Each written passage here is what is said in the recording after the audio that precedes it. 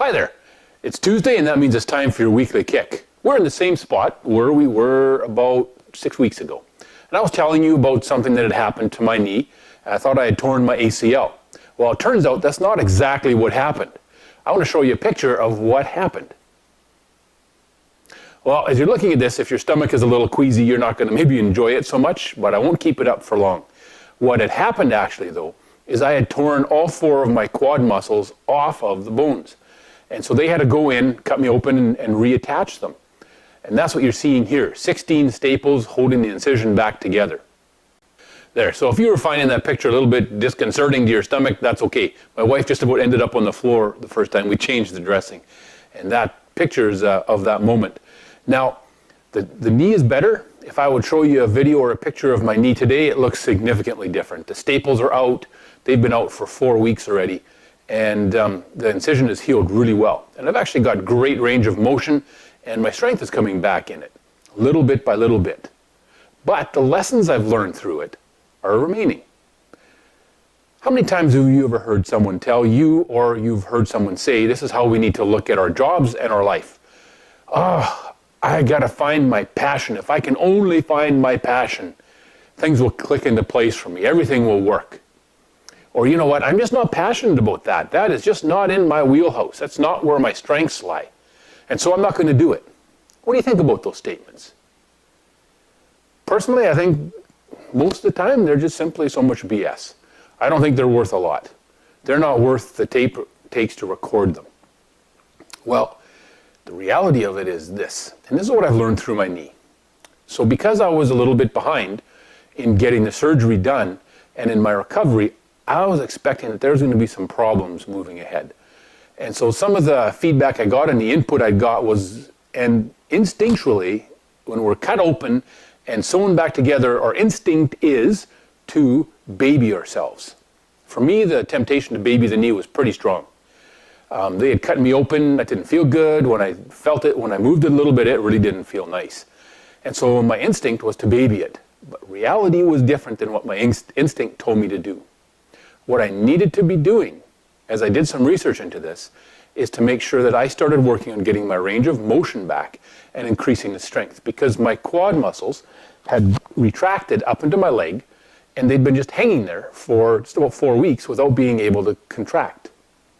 And so I had some significant setbacks as far as my recovery went, and I needed to get going on the recuperation as soon as possible, not in a stupid way where I wasn't paying attention to the pain that was maybe there and I wasn't listening to that, but in a way where I pushed myself further than maybe I wanted to. It was a little uncomfortable. It was a little disconcerting to push my knee in the exercises that I was asking it to do, because I was nervous. It didn't feel good. It wasn't comfortable. Leadership issues are very much the same. The things that you and I are passionate about generally make up about 10% of where we spend our time. For me, if you put me in front of a group of people, it could be 1,000 people, it could be 500, it can be 100.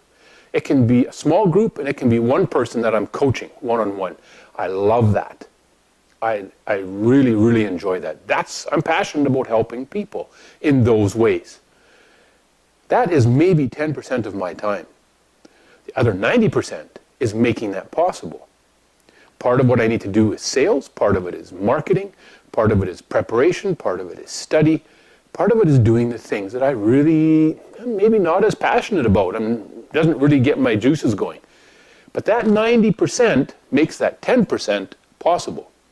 See, without that 90%, and not just putting in time and getting it done, but making sure I'm doing my best at it and learning how to do it better and applying my focus, that 10% doesn't happen if I'm not doing that. It's the same with you. Now, what are you not super thrilled about doing in your role as a leader? Maybe it's the paperwork. Maybe it's the administration. Maybe it's all the safety regs you've got to follow and report on and prepare for. Maybe it's a whole number of things like this that you really don't enjoy. Maybe it's conflict. You avoid conflict because you don't enjoy it. Well, who does? But it's necessary. That 90% that you don't enjoy makes the 10% that you love about your role possible. And if you're not doing that 90%, that's maybe uncomfortable, that maybe you really just hate doing, that 10% is going to suffer. 3 words for you. The things that you don't enjoy doing, the things that you hate, the things that you feel are a waste of your time, but that you really need to be doing, 3 words. Suck it up. Just do it. I've learned that, and I'm still learning it. I haven't figured it out completely. There's things I hate doing. I don't enjoy calling people I don't know. Cold calls? Who does? Nobody that I know of. Who enjoys marketing? Some people do. I don't really. I don't enjoy a lot of the computer work I have to do. But those are things I've got to get done if I'm going to be able to really love and enjoy and succeed at the 10% that makes a difference in what I do. It's the same for you.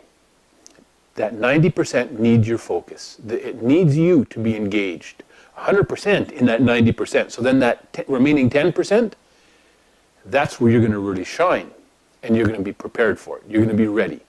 And you're not going to have to deal with things in the 90% that never got done. So take the time to put yourself in uncomfortable situations and do the things that you really don't want to do. If we go back to my leg for a second, I'm still wearing a brace. And I know I've got a lot of work ahead of me to get the strength back up in that leg. It's very difficult because I was behind a bit. And just the recovery on surgery like this, it's not easy. And it's not a fast process. So I know I've got a lot of work ahead of me. And I've got a lot of times I'm going to be uncomfortable. I'm going to have to push myself a little further than I really want to. Leadership is the same. Push yourself a little past every day where you're comfortable. Do a little more of the stuff that you really don't want to do and get it done right the first time. Get it done properly and you won't have to worry about it again. And then that 10% that you absolutely love about your role, about your job, your responsibilities, you're going to fly in that. And you're going to soak it up and you're going to love it even more. So that's a big part of leadership, is being able to do the hard stuff. Don't put it off, just do it. Now, if you're watching this on Facebook or LinkedIn, I want to ask you to click on the like button so that more people will see it and share it. Please share it with the people that you know. Have a great week. We'll talk to you next Tuesday.